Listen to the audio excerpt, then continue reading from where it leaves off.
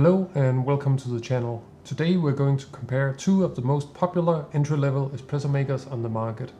The good old Gaggia Classic Pro versus the somewhat more new and modern Breville Bambino Plus.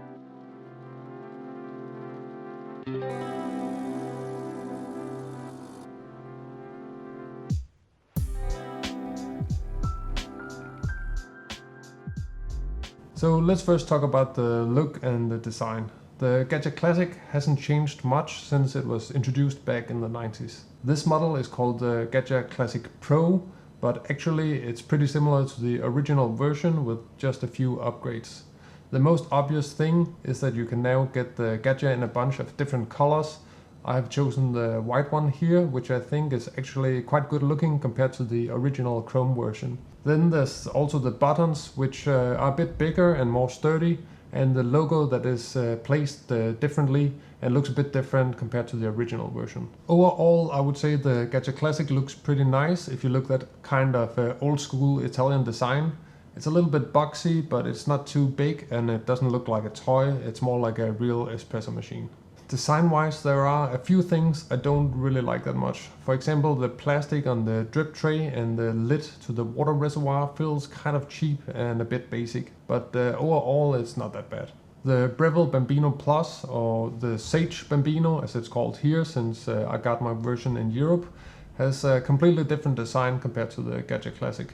Personally, I was never a big fan of the Breville design language from the Barista Express and the dual boiler. It just looks a little bit dated, but I think on the newest machines it's actually quite nice. Again, I went for a different color than the standard version, and this black chrome one I have here I'm pretty happy about. But before we talk more about the performance of these two espresso makers, we're also going to hear a little message from this video's sponsor, which is Standard. Standard is an independent coffee magazine that combines really interesting coffee writing and journalism with beautiful design and artwork. Standard's core mission is to move the biggest stories, issues and opinions in coffee into the spotlight they deserve. And there's even a free coffee sample from some really awesome roasters with every issue of the magazine. For the current issue, they have Say Coffee from Brooklyn, New York, so that's another bonus. So if you want to support this channel and independent coffee journalism in general, then subscribe through standardmag.com or click the link in the description down below, and you can have the magazine delivered with free shipping more or less everywhere in the world. Okay, but let's get back to the espresso machines in front of me.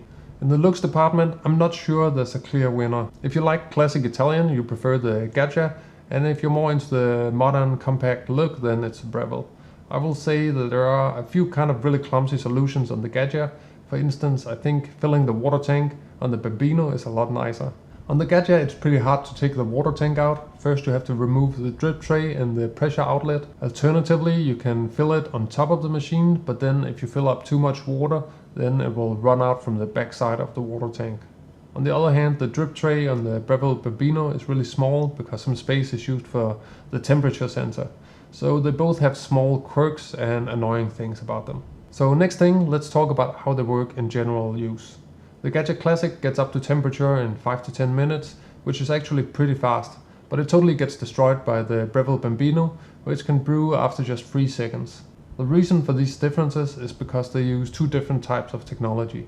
The Gaggia uses a single boiler that heats the water, whereas the Breville uses a new type of heating element. It's not quite like a thermocoil, but that would probably be the closest description. So it's a little bit like comparing an old stove with a modern induction stove that gets hot right away. If you ask me, then this option, just press the button and wait 2 seconds, is pretty amazing.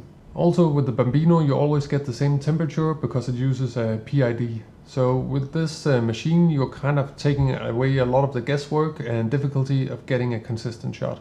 With the Gaggia Classic you have a different kind of temperature sensor that's a lot more crude. So it will actually have some fluctuation in temperature all the time. It will be going from a bit too cold to a bit too hot and then back again. So to get the best out of the Gaggia Classic, you have to learn how to do temperature surfing. This is a bit annoying and many Gaggia users end up spending $100 or more on installing a PID temperature controller. So what about the Breville? Are there any downsides to the temperature system? Well, yes, it's kind of made to be used in a specific way. So that means Breville assumes that you run a bit of water to purge the group head and then insert the coffee with a cold portafilter, not a preheated one. Then you pull the shot and the temperature should then be about right. If you pull another shot right away, then the water might actually be a bit too hot. So it's actually a good idea to cool the portafilter by washing it in cold water before the next shot and wait 5 minutes or so. Or maybe if you're using two different types of beans, brew the darker one first and the lighter one second. So that's a little bit of thermal management with the Breville Bambino. I wouldn't call it temperature surfing, just management. Overall, I got to say that the Breville feels a lot more modern than the Gaggia in this regard. With the Gaggia, you have to purge a lot of water through the group head to bring it down to brewing temperature. And in my opinion, that's not really good UX. The next thing we have to talk about is how the shots actually taste. The Gaggia Classic has a 58mm portafilter, which is nice because it's kind of the standard and you can get a lot of accessories for it. The Breville only uses a 54mm portafilter, but in the end I think you can get all the accessories for it that you really need. Breville is such a big company that it's absolutely no problem to find distributors, tampers or bottomless portafilters. Some people say that 58mm is better because you can grind finer, but actually I think that 54 might be easier for beginners. I think for the Bambino it's a recurring theme that it's a consistent machine. It has a little bit of pre-infusion built in, and then it has that tall basket which promotes evenness. So overall I think it's a really solid choice for a beginner. It also comes with 9 bars from the factory, whereas the Gaggia has too much pressure and has to be adjusted. So you have to buy a special spring from a small company from UK and then open up the machine and install it. And then you'll go from 50 bars to 9 bars or lower, which is more suitable. Another big difference between the two is the dispersion screen. On the Gaggia it feels like it's a bit lower quality and you really have to keep it clean all the time to get an even dispersion across the screen. On the Bambino the screen has a different, more smooth surface, so you can just purge it quickly and then right away you'll have quite an even spread of water across the screen. So I think in theory if you do everything right, the Gaggia is probably able to pull a better shot, but in real life and with how most people are using it at home, I think the best shots probably come from the Bambino most of the time. It's just a lot easier to be consistent. Now let's talk about milk steaming. The old Gaggia Classic had a Panorella wand, but the new Pro version has this more traditional steam wand. I think again it's only mediocre performance. You have to make sure that you start steaming at exactly the right time, otherwise you'll run out of steam midways. Now what most people recommend is that you find out exactly when the light switch for the steam is going to turn on and then you just start 10 seconds before. Another problem with the steam wand on the Gaggia is that the ergonomics are also kind of annoying because it can't swivel out away from the machine, so I find it's quite hard to get a good angle for steaming. The Bambino on the other hand really shines when it comes to milk and steaming in general. You have a special function which is automatic frothing, which works surprisingly well. You can adjust how warm or how much foam you want on your milk and then the machine will take care of it. It's not latte art level microfoam, but it's very suitable for cappuccino.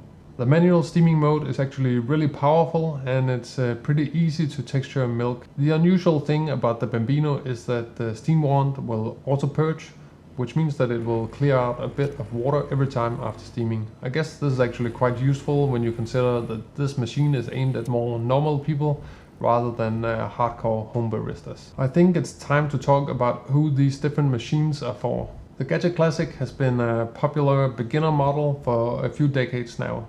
I think you can tell that it's kind of an old machine. It's a little bit like driving an old school car with manual transmission compared to a more easy and modern experience on a new car. So what does it take to make good espresso with the Gaggia Classic?